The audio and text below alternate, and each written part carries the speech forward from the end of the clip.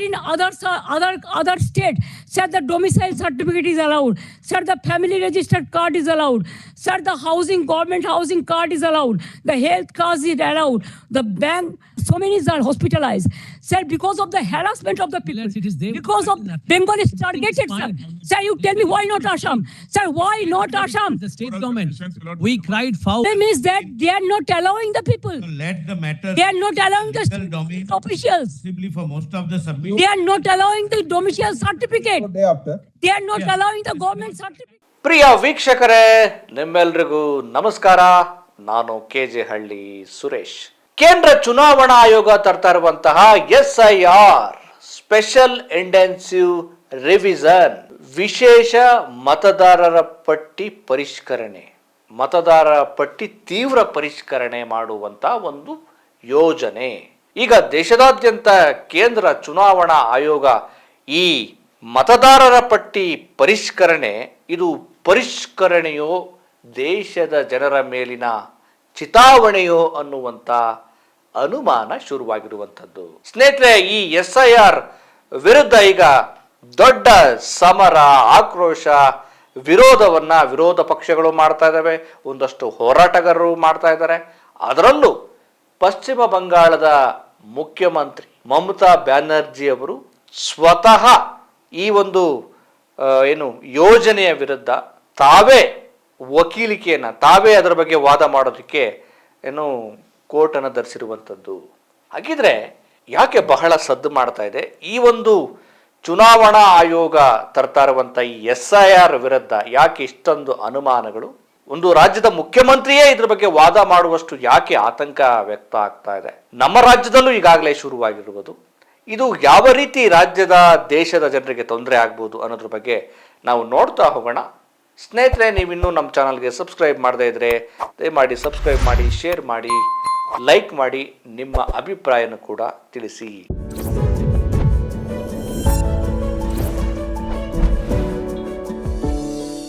SIR ಈಗ ಕೇಂದ್ರ ಚುನಾವಣಾ ಆಯೋಗ ಈ ಮತದಾರರ ಪಟ್ಟಿ ಪರಿಷ್ಕರಣೆ, ತೀವ್ರ ಪರಿಷ್ಕರಣೆ ಏನು ಮಾಡ್ತಾ ಇದೆಯಲ್ಲ, ಅದರ ಬಗ್ಗೆ ದೊಡ್ಡ ಒಂದು ಕೂಗನ್ನ, ಆಕ್ರೋಶವನ್ನ, ಅಸಮಾಧಾನವನ್ನ ದೀದಿ ಮಾಡ್ತಾ ಇದ್ದಾರೆ ಪಶ್ಚಿಮ ಬಂಗಾಳದ ಮುಖ್ಯಮಂತ್ರಿ. ಮೊದಲನೇದಾಗಿ ಕೇಂದ್ರ ಚುನಾವಣಾ ಆಯೋಗ ಯಾವ ಕಾರಣಕ್ಕೋಸ್ಕರ ಈ ಒಂದು SIR ಅನ್ನ ಮಾಡ್ತಾ ಇದೆ ಅನ್ನೋದನ್ನ ನಾವು ಸ್ವಲ್ಪ ಪ್ರಾಥಮಿಕವಾಗಿ ತಿಳಿದುಕೊಳ್ಳೋ ಪ್ರಯತ್ನವನ್ನ ಮಾಡೋಣ. ಒಂದು ಅಕ್ರಮ ವಲಸಿಗರು ಯಾರು ಅನ್ನೋದನ್ನ ಪಟ್ಟಿ ಮಾಡೋದಕ್ಕೆ, ಆಮೇಲೆ ಯಾರೆಲ್ಲ ಮೃತರಿದ್ದಾರೆ, ಮೃತರು ಮತದಾರ ಪಟ್ಟಿಯಲ್ಲಿ ಸೇರ್ಕೊಂಡಿದ್ರೆ ಅವ್ರನ್ನ ಕೈ ಬಿಡೋದಕ್ಕೆ, ಆಮೇಲೆ ನಕಲಿ ಮತದಾರರು ಯಾರಿದ್ದಾರೆ ಅವರನ್ನ ಕೈ ಬಿಡೋ ಸಲುವಾಗಿ ಈ ಒಂದು ಯೋಜನೆಯನ್ನ ನಾವು ಮಾಡ್ತಾ ಇದ್ದೀವಿ ಅಂತ ಹೇಳ್ತಾ ಇದ್ದಾರೆ. 2002ರ ಈ ಮತದಾರರ ಪಟ್ಟಿಯಲ್ಲಿ ಒಂದು ವೇಳೆ ನಿಮ್ಮ ಹೆಸರು ಇರದೇ ಇದ್ರೆ ತೊಂದರೆ ಇಲ್ಲ. 2002ರಿಂದ ಹಿಡಿದು 2026ರವರೆಗೆ ಮತದಾರರ ಪಟ್ಟಿಯಲ್ಲಿ ನಿಮ್ಮ ಹೆಸರು ಇರದೇ ಇದ್ರೆ ನೀವು ಈ ದೇಶದ ನಾಗರಿಕರೇ ಅಲ್ಲ. ನೀವು ಜೀವಂತವಾಗಿ ಬದುಕಿದ್ರಿ, ನಿಮ್ಮ ತಂದೆ ತಾಯಿಗಳಿರ್ತಾರೆ, ನೀವು ಹುಟ್ಟಿದ್ದೇ ಇಲ್ಲಿ, ನೀವು ಜನಿಸಿದ್ದೇ ಇಲ್ಲಿ, ನಿಮ್ಮ ಬದುಕೇ ಇಲ್ಲಿ. ಆದರೆ ಮತದಾರರ ಪಟ್ಟಿಯಲ್ಲಿ ನಿಮ್ಮ ಹೆಸರು ಇರದೇ ಹೋದ್ರೆ ನೀವು ಈ ದೇಶದ ನಾಗರಿಕರು ಅಂತ ಹೇಳಿ ಸಾಬೀತುಪಡಿಸೋದಿಕ್ಕೆ ನೀವು ದಾಖಲೆಯನ್ನ ಕೊಡಬೇಕು. ಯಾವ ದಾಖಲೆ ಕೊಡಬೇಕು? ನಿಮ್ಮ ಜನನ ಪ್ರಮಾಣ ಪತ್ರವನ್ನ ಕೊಡಬೇಕು. ಆಮೇಲೆ ನೀವು ಇದನ್ನ ಸಾಬೀತುಪಡಿಸೋದಕ್ಕೆ ಸುಪ್ರೀಂ ಕೋರ್ಟ್ವರೆಗೂ ಹೋಗಬೇಕು. ಎಷ್ಟೋ ಜನಕ್ಕೆ ಉದ್ಯೋಗ ಇಲ್ಲ, ಎಷ್ಟೋ ಜನಕ್ಕೆ ಇನ್ನೂ ಬದುಕಿಗೆ ನೆಲೆ ಸಿಕ್ಕಿಲ್ಲ, ಅನೇಕ ಅತಂತ್ರಗಳಿವೆ, ನಿರುದ್ಯೋಗದ ಸಮಸ್ಯೆ ಇದೆ, ಮೂಲಭೂತ ಸೌಲಭ್ಯದ ಸಮಸ್ಯೆ ಇದೆ, ಬೇರೆ ಬೇರೆ ಸಮಸ್ಯೆಗಳಿಂದ ಒದ್ದಾಡ್ತಿರುವಂಥ ಜನರಿಗೆ ಈಗ ಈ ದೇಶದ ನಾನು ನಾಗರಿಕ ನೋಡ್ರಪ್ಪ ಅಂತೇಳಿ ಅವನು ಅದನ್ನ ಆ ಒಂದು ದಾಖಲೆಗಳನ್ನ ಹುಡುಕಾಟ ಮಾಡಿ ಸುಪ್ರೀಂ ಕೋರ್ಟ್ವರೆಗೂ ಹೋರಾಟ ಮಾಡಿ ಸಾಬೀತುಪಡಿಸುವ ಹೆಡಗಾಟವನ್ನು ಕ್ರಿಯೇಟ್ ಮಾಡಿಬಿಟ್ರಲ್ಲ, ಇದು ಈಗ ಬಂದಿರುವಂಥ ಒಂದು ದೊಡ್ಡ ಆತಂಕ ಅನ್ನುವಂಥದ್ದು. ಈಗ ಇದನ್ನೇ ಪಶ್ಚಿಮ ಬಂಗಾಳದ ಮುಖ್ಯಮಂತ್ರಿ ಮಮತಾ ಬ್ಯಾನರ್ಜಿ ಅವರು ಸ್ವತಃ ಅವರೇ ವಾದ ಮಾಡ್ತಾ ಇರೋ ವಕೀಲರಾಗಿ. ಅವ್ರಿಗೊಂದು ವಿಶೇಷವಾದ ಅಂತ ಒಂದು ಅವಕಾಶ ಏನು ಅಂದ್ರೆ, ಅವರು LLB ಓದಿರೋದ್ರಿಂದ ಅವರು ವಾದ ಮಾಡೋದಕ್ಕೆ ಮತ್ತೆ ಸುಪ್ರೀಂ ಕೋರ್ಟ್ನ ಮುಖ್ಯ ನ್ಯಾಯಾಧೀಶರು ಅವಕಾಶ ಕೊಟ್ಟ ಪರಿಣಾಮವಾಗಿ ಅವರು ಬುಧವಾರ ಅದ್ರ ಬಗ್ಗೆ ಸವಿಸ್ತಾರವಾಗಿ ಏನೆಲ್ಲ ಸಮಸ್ಯೆ ಆಗ್ತಾ ಇದೆ ಅನ್ನೋದನ್ನ ನ್ಯಾಯಾಧೀಶರಿಗೆ ಅರ್ಥ ಮಾಡಿಸೋ ಪ್ರಯತ್ನವನ್ನ ಮಾಡಿದ್ರು. My lord, Sir, in other state, sir, the domicile certificate is allowed. Sir, the family registered card is allowed. Sir, the government housing card is allowed. The health card is allowed. The bank, so many are hospitalized. Sir, because of the harassment of the people, It is there. because of Bengal is targeted, sir. Sir, you tell me why not Assam?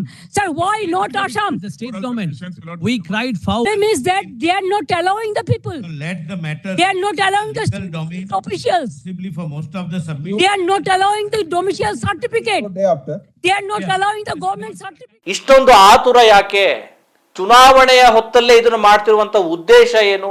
ಸುಗ್ಗಿ ಕಾಲ ಇದು, ಬೆಳೆ ಕಟಾವು ಮಾಡುವಂತ ಸಂದರ್ಭ, ಒಂದು ಕಡೆಯಿಂದ ಇನ್ನೊಂದು ಕಡೆ ಜನ ಹೋಗುವಂತ ಸಂದರ್ಭ, ಜನ ಬಿಡುವ ಏನು ತುಂಬಾ ಕೆಲಸ ಕಾರ್ಯಗಳಲ್ಲಿ ಮುಳುಗಿರುವಂತಹ ಸಂದರ್ಭ. ಈ ಸಂದರ್ಭದಲ್ಲಿ ನೀನು ಈ ದಾಖಲೆ ಕೊಡು, ನೀನು ಈ ದೇಶದ ನಾಗರಿಕನೋ ಅಲ್ವೋ ಅಂತೇಳಿ ಸಾಬೀತುಪಡಿಸುವಂತೇಳಿ ಈ ಚುನಾವಣಾ ಅಧಿಕಾರಿಗಳು ಈ BLOಗಳೆಲ್ಲ ಬಂದು ಕೇಳ್ತಾ ಇದಾರಲ್ಲ. BLO ಅಂದ್ರೆ ಬೂತ್ ಲೆವೆಲ್ ಆಫೀಸರ್ಸ್.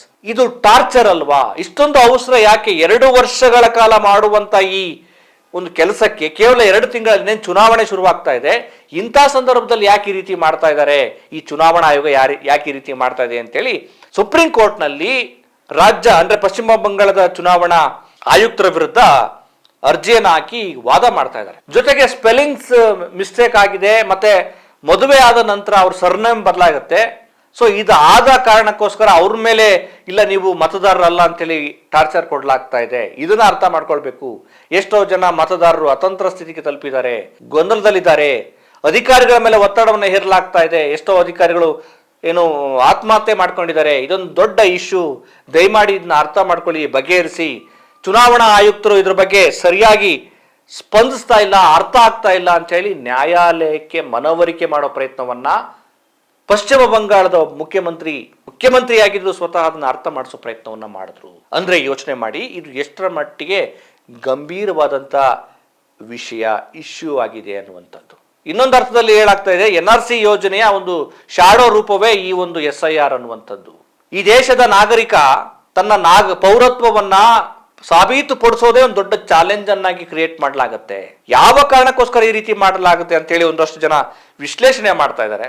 ಈ SIR ಅನ್ನೋ ಯೋಜನೆಯ ಮೂಲಕ ಈ ದೇಶದ ದಲಿತರನ್ನ, ಈ ದೇಶದ ದಮನಿತರನ್ನ, ಈ ದೇಶದ ಅಲ್ಪಸಂಖ್ಯಾತರನ್ನ, ಮುಸ್ಲಿಮರನ್ನ ಟಾರ್ಗೆಟ್ ಮಾಡಿ ಏನೇನೋ ಕಾರಣಕ್ಕೋಸ್ಕರ ನೀವು ಇದ್ರಲ್ಲಿ ನಿಮ್ಮ ಹೆಸರಿಲ್ಲ ಸಾಬೀತುಪಡಿಸಿ ಅಂತ ಹೇಳಿ ಅವರನ್ನ ಗುರಿಯಾಗಿಸಿ ಅವರಿಗೆ ತೊಂದರೆ ಕೊಡೋದು, ಅವ್ರನ್ನ ಪಟ್ಟಿಯಿಂದ ಕೈಬಿಟ್ಟು ನೀವು ಈ ದೇಶದವರೇ ಅಲ್ಲ ಅಂತೇಳಿ ಟಾರ್ಚರ್ ಕೊಡೋ ಅನ್ನೋ ಉದ್ದೇಶಕ್ಕೋಸ್ಕರ ಈ ರೀತಿ ಮಾಡಲಾಗ್ತಾ ಇದೆ. ಉತ್ತರ ಪ್ರದೇಶದಲ್ಲಿ 1 ಕೋಟಿಗೂ ಹೆಚ್ಚು ಜನರ ಪಟ್ಟಿಯನ್ನ ಕೈ ಬಿಡಲಾಗಿದೆ. ಈಗಾಗಲೇ ಚುನಾವಣೆ ನಡೀತವೆ, ಚುನಾವಣೆಗೆ ಸನ್ನಿಹಿತ ಆಗಿದ್ದಾವೆ ಒಂದಷ್ಟು ರಾಜ್ಯಗಳು. ಪಶ್ಚಿಮ ಬಂಗಾಳ, ತಮಿಳುನಾಡು, ಕೇರಳ ಈ ರಾಜ್ಯಗಳಲ್ಲಿ ಚುನಾವಣೆ ಇನ್ನೇನು ಶುರುವಾಗುತ್ತೆ. ಇಂಥ ಸಂದರ್ಭದಲ್ಲಿ ಈ SIR ಅನ್ನ ಯಾಕೆ ಮಾಡಿದ್ರು? ಹೀಗೆ ಆತಂಕವನ್ನ ವ್ಯಕ್ತಪಡಿಸಿದ್ದಾರೆ.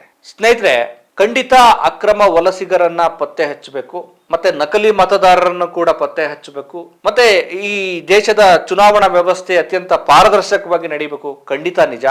ಹಾಗಂತೇಳಿ ಈ ದೇಶದ ನಾಗರಿಕರನ್ನ ಈ ಒಂದು ಯೋಜನೆಯ ಮೂಲಕ ನಾವೇನೋ ಕಂಡುಹಿಡಿತೀವಿ, ನಾವೇನೋ ಬದಲಾವಣೆ ಮಾಡ್ತೀವಿ ಅಂತೇಳಿ ಅವರ ನಾಗರಿಕ ಹಕ್ಕನ್ನೇ ಪ್ರಶ್ನೆ ಮಾಡುವ, ಅವರ ಮತದಾನದ ಹಕ್ಕನ್ನೇ ಕಿತ್ತುಕೊಳ್ಳೋ ಪ್ರಯತ್ನಗಳಾದಾಗ ಯಾಕೆ ಈ ಪ್ರಶ್ನೆಗಳು ಬರ್ತಿದಾವೆ ಅಂತಂದ್ರೆ, ಅಧಿಕಾರದಲ್ಲಿರುವಂತಹ BJP ಪಕ್ಷ ಅಧಿಕಾರವನ್ನ ಮತ್ತಷ್ಟು ಭದ್ರಪಡಿಸುವ ಸಲುವಾಗಿ, ಅಧಿಕಾರವನ್ನ ಉಳಿಸಿಕೊಳ್ಳುವ ಸಲುವಾಗಿ ಕೆಲವೊಂದು ರಾಜ್ಯಗಳಲ್ಲಿ ಕೆಲವೊಂದು ಸಮುದಾಯದ ಮತದಾರರ ಪಟ್ಟಿಯನ್ನ ಡಿಲೀಟ್ ಮಾಡಲಾಗುತ್ತೆ.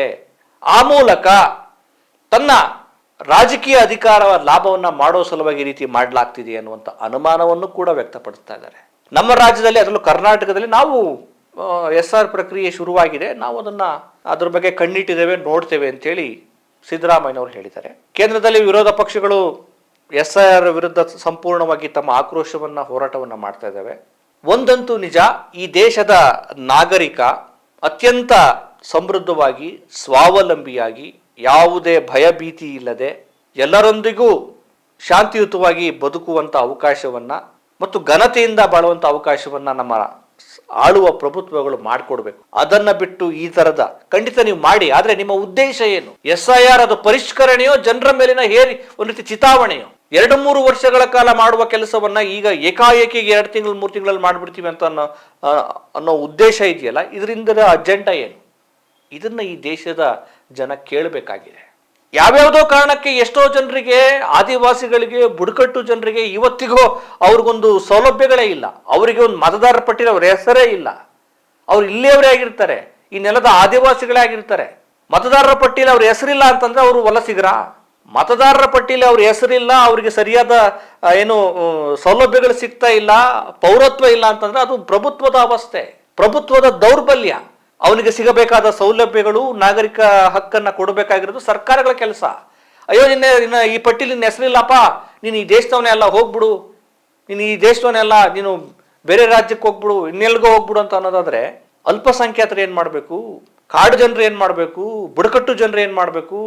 ಇದು ನಾವು ವಲಸಿಗರನ್ನ ತಡೆದೇ ಹಿಡಿಬಿಡ್ತೇವೆ, ಇನ್ನೇನೋ ಮಾಡ್ತೀವಿ ಅಂತ ಒಂದಾದ್ರೆ ಈ ದೇಶದ ನಾಗರಿಕರ ಹಕ್ಕನ್ನ ಕಸಿದುಕೊಳ್ಳುವ ಪ್ರಯತ್ನ ಕೂಡ ಆಗತ್ತೆ. ನೀವೇನಾದ್ರು ಮತದಾರರ ಪಟ್ಟಿಲಿ ನಿಮ್ಮ ಹೆಸರಿಲ್ಲ ಅಂತ ಅಂದ್ರೆ, ಕೆಲವ್ರನ್ನ ಕೈ ಬಿಟ್ರೆ, ಒಂದು ವೇಳೆ ಏನೋ ದುರುದ್ದೇಶಪೂರ್ವಕವಾಗಿ ಇನ್ನೇನೋ ಹೆಸರು ತಪ್ಪಾಗಿದೆ, ಸರ್ನೇಮ್ ಆಗಿದೆ, ಒತ್ತಕ್ಷರ ಸರಿ ಇಲ್ಲ, ಅದು ಸರಿ ಇಲ್ಲ, ನಿಮ್ಮ ತಂದೆ ತಾಯಿಗಳು ಯಾರಂತ ನೀವು ಸಾಬೀತುಪಡಿಸೋದಕ್ಕಾಗಲಿಲ್ಲ, ಪಟ್ಟಿಯಲ್ಲಿ ಹೆಸರಿಲ್ಲ ಅಂತೇಳಿ ನೀವೇನಾದರೂ ಮತದಾರರ ಪಟ್ಟಿಯಿಂದ ಈ ದೇಶದ ಜನರ ಒಬ್ಬ ವ್ಯಕ್ತಿಯ ಹೆಸರನ್ನ ಡಿಲೀಟ್ ಮಾಡಿದ್ರೆ ಅವನಿಗೆ ಎಲ್ಲ ಅವಕಾಶಗಳು ತಪ್ಪು ಹೋಗ್ತವೆ, ಅವನಿಗೆ ಸಿಗುವಂಥ ಅವಕಾಶಗಳು ಹೋಗುತ್ತೆ, ರೇಷನ್ ಕಾರ್ಡ್ ಮಿಸ್ ಆಗುತ್ತೆ, ಎಲ್ಲ ಮಿಸ್ ಆಗುತ್ತೆ. ಅವನೇನು ಮಾಡಬೇಕು ಬದುಕಿಗೋಸ್ಕರ? ಹಾಗಾಗಿ ಸ್ನೇಹಿತರೆ, ಇದು SIR ಮತ್ತೆ ನಾನು ಪ್ರಾರಂಭದಲ್ಲಿ ಅದನ್ನೇ ಹೇಳಿದ್ದು, ಇದು ಮತದಾರರ ತೀವ್ರ ಪರಿಷ್ಕರಣೆಯೋ ಚಿತಾವಣೆಯೋ. ಜನ ಜಾಗೃತರಾಗಬೇಕಾಗಿದೆ, ಎಚ್ಚೆತ್ಕೊಳ್ಬೇಕಾಗಿದೆ, ಪ್ರಶ್ನೆ ಮಾಡಬೇಕಾಗಿದೆ. ರಾಜ್ಯದ ಮುಖ್ಯಮಂತ್ರಿಗಳಿಗೂ ಅವಕಾಶ ಇದೆ, ನ್ಯಾಯಾಲಯದಲ್ಲಿ ಅವರು ಕೂಡ ಮಮತಾ ಬ್ಯಾನರ್ಜಿ ಅವರಂತೆ ಪ್ರಶ್ನೆ ಮಾಡಬೇಕು, ಈ ಪರಿಸ್ಥಿತಿನ ಅರ್ಥ ಮಾಡಿಸ್ಬೇಕಾಗಿದೆ. ಮತ್ತಷ್ಟು ವಿಶೇಷ ಸುದ್ದಿಗಳೊಂದಿಗೆ ನಿಮ್ಮನ್ನು ಭೇಟಿ ಮಾಡ್ತೇನೆ. ನಮಸ್ಕಾರ.